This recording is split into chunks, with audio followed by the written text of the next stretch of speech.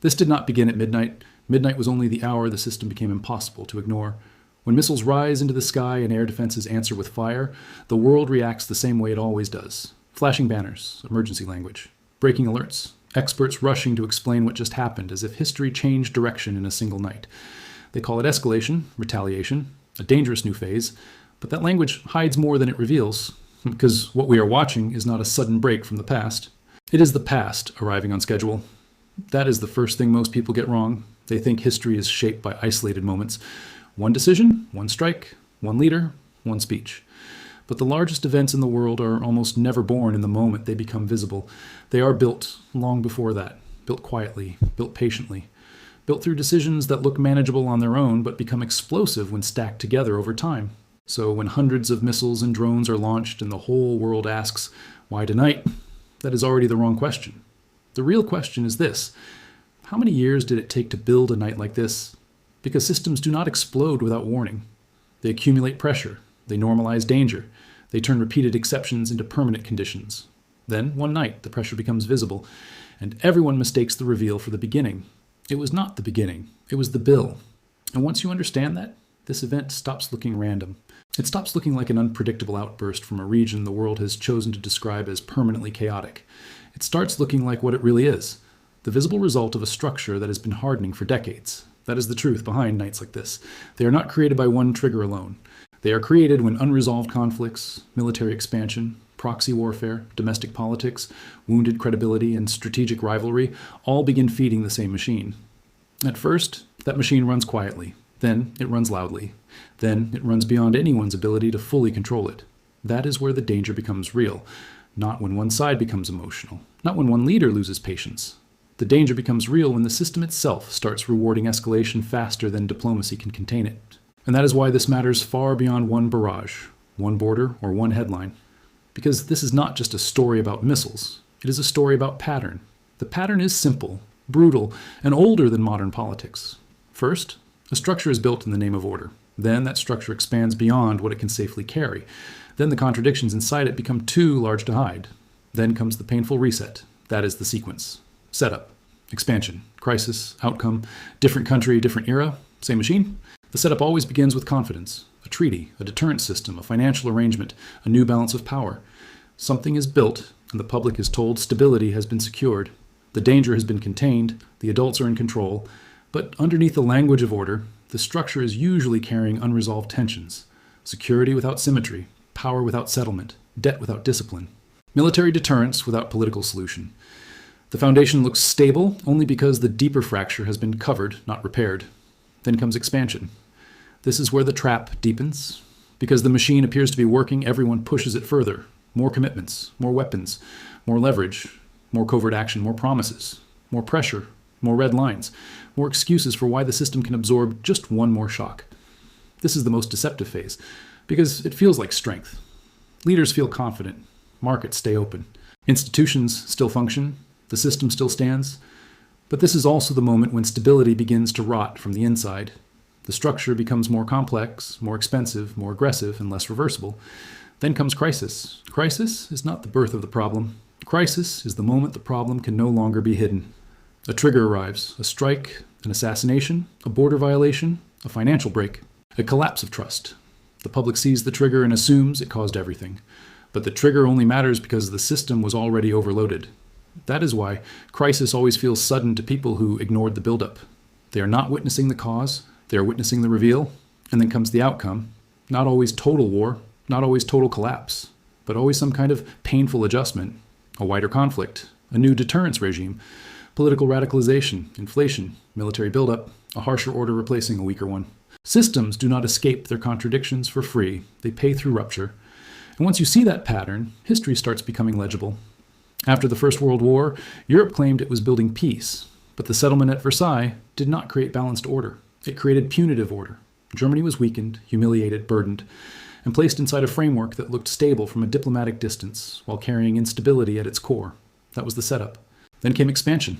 Economic pressure spread through reparations, occupation, debt, monetary strain, and political fragmentation.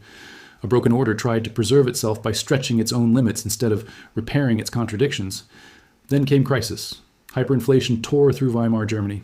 Savings were destroyed. Trust collapsed. The social center gave way.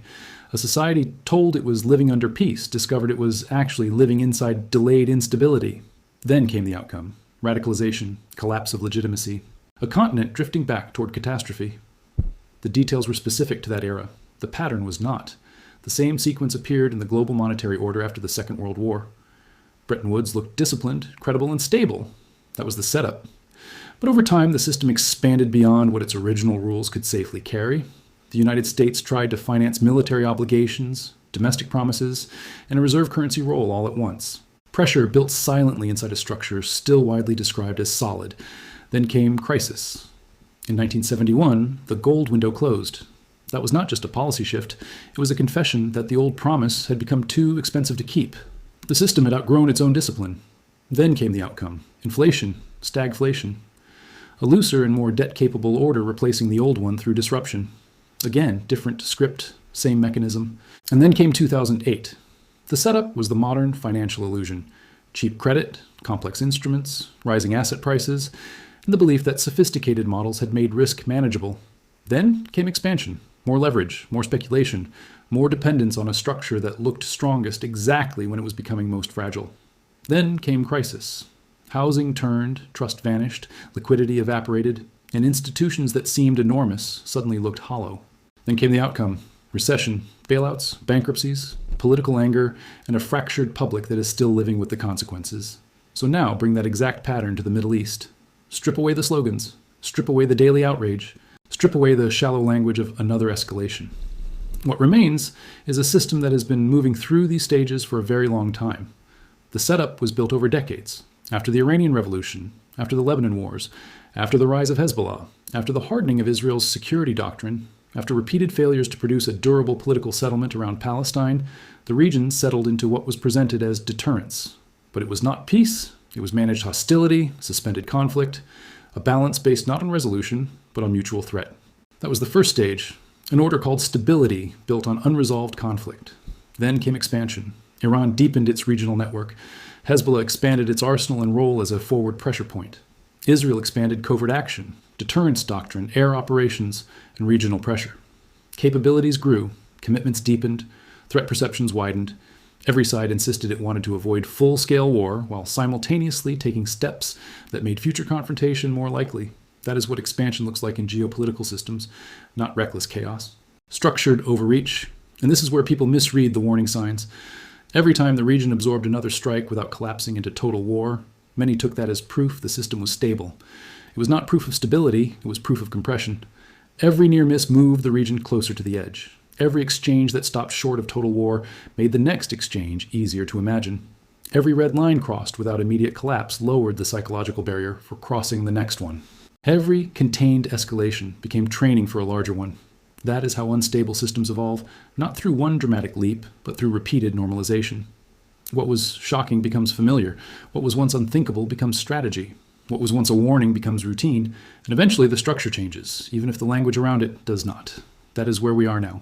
Because once direct attacks expand, once proxies and states begin operating inside the same compressed cycle of response, once missile fire reaches deeper and retaliation becomes larger, more public, and harder to deny, then the old deterrence model is no longer holding. The system has entered crisis. And crisis does not mean every actor has gone irrational. In fact, that is what makes this so dangerous. Crisis often happens when every actor is still following its own internal logic. Strike to restore deterrence. Strike back to restore credibility. Signal resolve to allies. Avoid looking weak at home. Impose cost on the other side. Raise the price of future attacks. Answer humiliation. Expand targets. Prepare for the next response. That sequence can look rational from inside each capital, each command room, each armed network. But when every side is trapped in that logic at once, the system becomes more dangerous than any single actor intended. That is what loss of control really is. Not madness, not chaos. A structure in which rational moves produce escalating outcomes.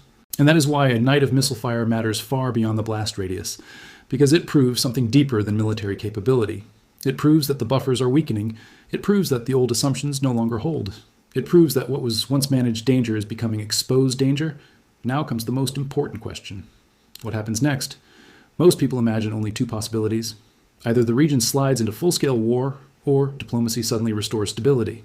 But history suggests a third possibility is often more likely than either extreme: an unstable reset, a pause without peace, a harder equilibrium, a system that survives the crisis, but only by becoming more militarized, more expensive, more direct, and more fragile. That is how many dangerous systems continue. They do not solve the contradiction. They freeze it at a higher level of risk: more missile defense, more hardened infrastructure, more displaced civilians, more militarized borders, more debt-financed rearmament, more normalized direct strikes, more fear, more readiness, more brittle deterrence. In other words, not the end of the machine, only the next version of it. And that is why this event feels bigger than a single night. Because it is bigger than a single night. It is a system announcing the stage it has reached. Once you understand that, the story changes. You stop treating the attack like an isolated headline. You start seeing it as a structural milestone. You stop asking who caused everything in the narrowest possible sense.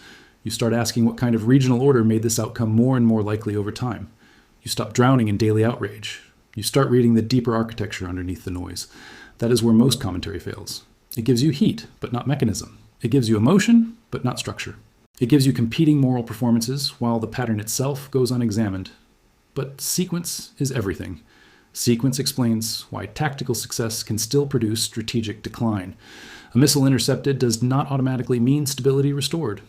A retaliation delivered does not automatically mean deterrence regained. A dramatic speech does not mean control has returned.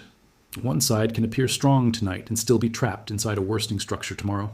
That is how systemic crises deceive the public. They make visible action look like control, even when the deeper system is becoming less controllable. And this is exactly why the phrase, "this time is different," is so dangerous. This time is different because the technology is better. Better technology often accelerates escalation by shrinking response time and increasing reach. This time is different because modern states are rational. Rational actors can still drive irrational outcomes when their incentives collide inside a fragile system. This time is different because major powers will contain it. Major powers themselves are managing debt, political division, strategic overreach, and competing crises. This time is different because markets punish instability. Markets often normalize danger until the day they suddenly do not. The costumes change. The mechanism does not. That is the warning, not just for this region, but for the modern world more broadly. We live inside systems that are more connected, more leveraged, more armed, and more psychologically saturated than ever before, and people keep mistaking complexity for safety. But complexity often does not remove danger. It delays recognition. So what should you take from this? Stop consuming global events as random storms. Most are not random.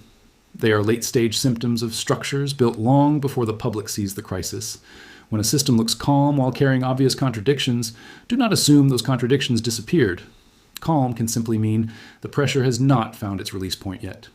Watch normalization. That is one of the clearest signs of approaching danger. When yesterday's emergency becomes today's routine, the system is changing in front of you. Do not wait for official language to become honest.